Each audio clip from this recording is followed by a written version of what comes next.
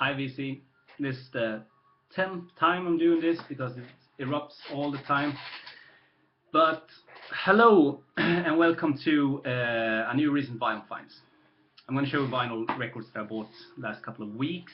3 pieces that I got in New York. The last 3 that I got that I now listen to.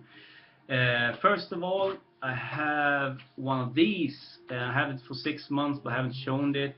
Get one of these if you're interested in restoring your vinyl.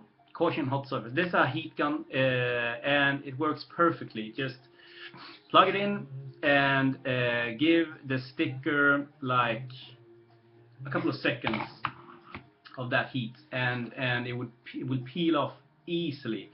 I've done it with maybe 50, 60 records by now, maybe more, I don't know. And it works every time. Even if the vinyl is like 40 years old and the sticker is 40 years old, it peels off without any problem. So get that. Second, I want to say is there's a new guy here on VC called Ben Costello. He's from Ireland. He's a really cool guy. He's been watching videos for a couple of years, I guess. And he's been commenting also, I think.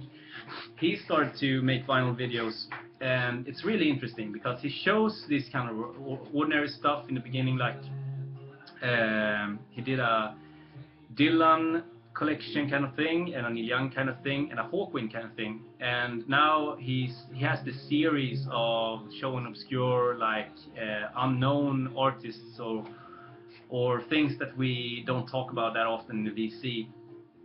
With stuff that I've never heard of, so it's really cool. Check him out. He only has 17 subscribers, so, and I think that's a shame because he really shows some interesting stuff. So Ben Costello, really cool guy, really good, shows interesting stuff, and he's a great person. So give him a try. Hi Ben. Okay, so records. I got this today for $6. Buddy Miles Express, Booger Bear from 1973. Yeah, I won't show the gatefold. This is a kind of ordinary release from Buddy Miles. Not as good as his early stuff. Not as good as the Santana or the Jimi Hendrix thing that he did. But still a great release. Funky, rocking. It's rocking on some parts. Not everything is good, but I mean, for $6 I couldn't let it be there. Same store got me a copy of MC5's Kick Out the Jams. This was sealed, the Rhino release, and I really love the Rhino releases because they do everything right. Thick ass vinyl, both cover and label in as ordinary as you can get the original, you know, to the original, or at least to the early stuff. I kept the sticker also. The reason I got this for $6, it's a little bit water damage. You can see it there, and especially here. You see it there, the glimmer, the glare, so. But from a little bit of a distance, it doesn't show. I mean, looks brand spanking new there, and the vinyl was of course in mint condition. Water hadn't touched the vinyl. So for a listening copy, I think this was a great purchase. I have an earlier version of that, but I have a censored version where they censored out the motherfucker part, and this was the original from the original release, so it has the motherfucker part in it. Yes, indeed it did. Buddy Holly Lives, 20 golden greats. This is probably the only Buddy Holly piece you need if you're not a huge Buddy Holly fan. All the best songs, known songs at least, and this was the one record that was in Rolling Stone magazine's top 500 albums of all time, on 200 place something. Awesome. And a Swedish artist I got for free, Evangeline with Ulf Lundell. 2 LP set from 1988. Now, Ulf Lundell is this kind of singer-songwriter, Dylan-esque kind of guy who's been around from the beginning of the 70s here in Sweden. And he has released 1 million records over the past 40 years. And he's one of those icons in Sweden that you don't touch. You can't talk bad about Ulf Lundell in Sweden. You just can't. but I will. I don't think that Ulf Lundell is that good, and I mean he writes great lyrics, and some songs are really good, but I mean not the hype that is, if you understand me correct. But a free record, and that was pretty good. So it's a keeper for now. New York Find, Bruce Palmer from 1969, only release of Bruce, reissue. Bruce Palmer was, let's say he was Neil Young's latest best friend, or earliest, is that the word, earliest best friend? It started off in the, I guess, 60s in Canada, and he met Bruce, and they played a little bit, I think, and then they went to California to seek out Stephen Stills, and they formed Buffalo Springfield. So I think he's the bass player of Buffalo Springfield. And then he left the music scene for a while and did some stuff, and you know, but he recorded this in 1969, and only 4 songs on this, but it's great.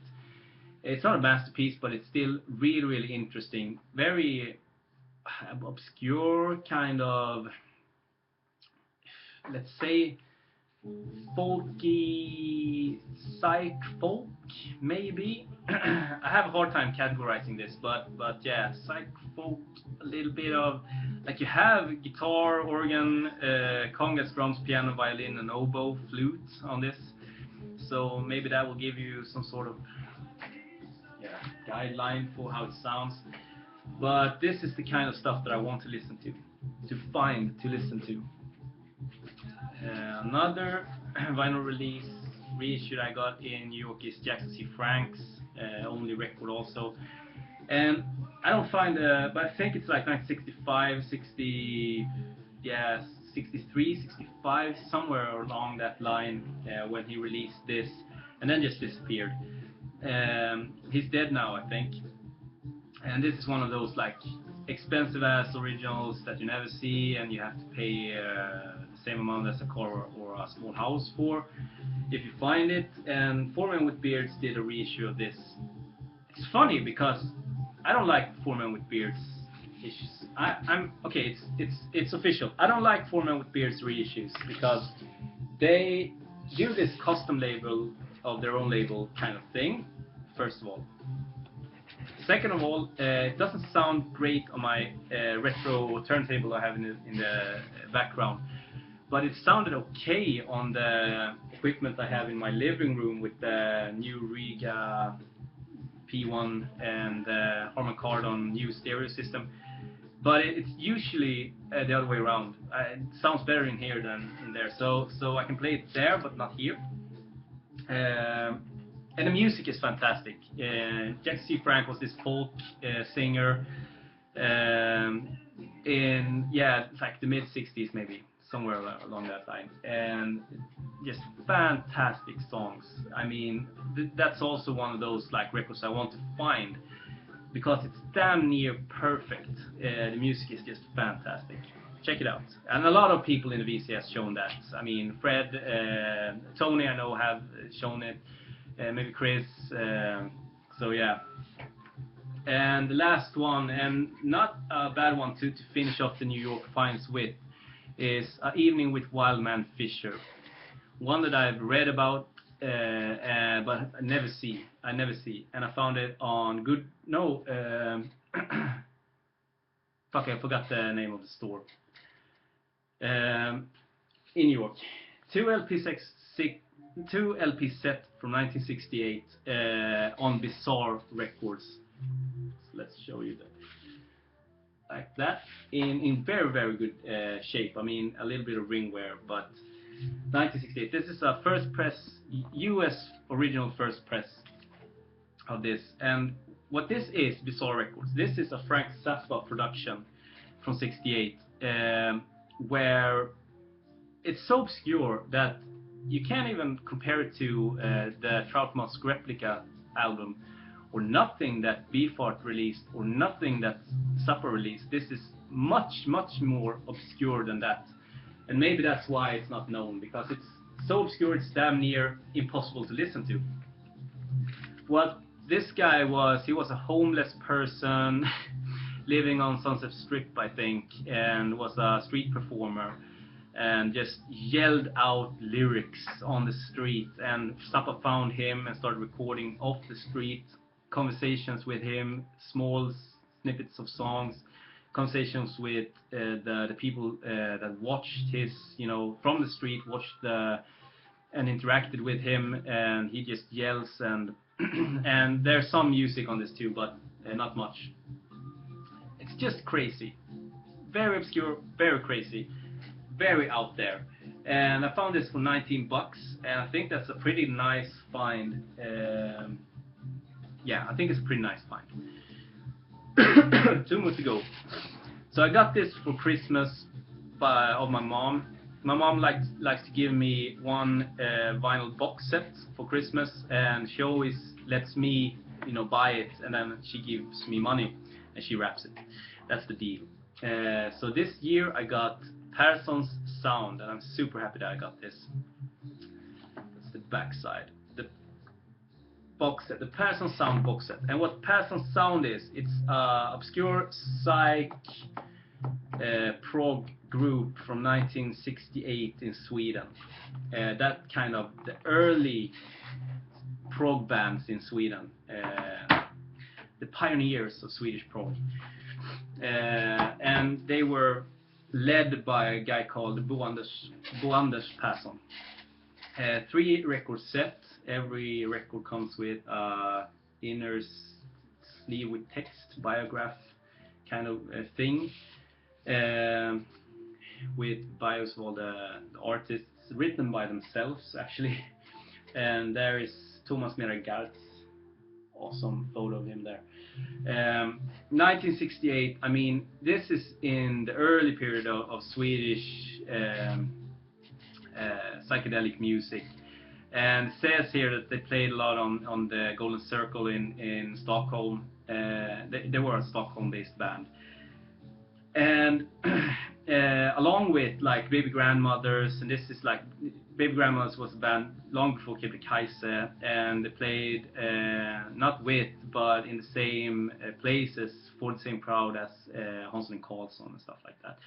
But this is before Bo Hansson released any of his solo records. And the recordings, I think this is like all the recordings, or most of the recordings of Persons Sound, because they were a short-lived band. So the recordings are from venues like museums, school plays, town squares that they played, festivals, stuff like that. So I don't think there's any studio material that they released or recorded even.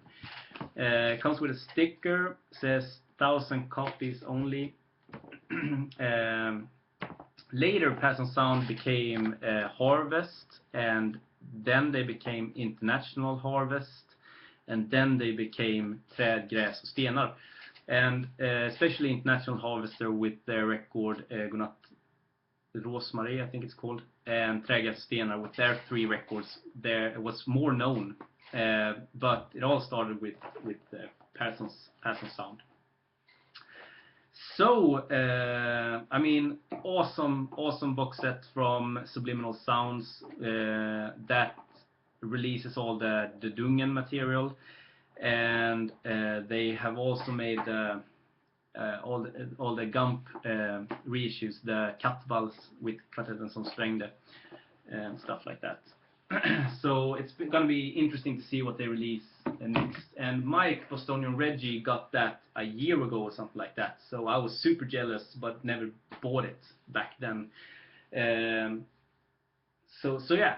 And the last one is Jethro Tull's Living in the Past. I got for free in that huge bin. Living in the Past, 2 LP set. I already have an original of this with the booklet and textured sleeve on Sonnet Records actually, but this is the 80s reissue of this on light blue chrysalis.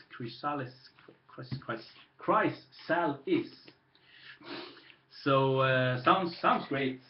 Nice to have a plain copy or whatever you want to call it for free. That's it for me. Have a great evening everyone, and please comment as usual. See you soon. Bye.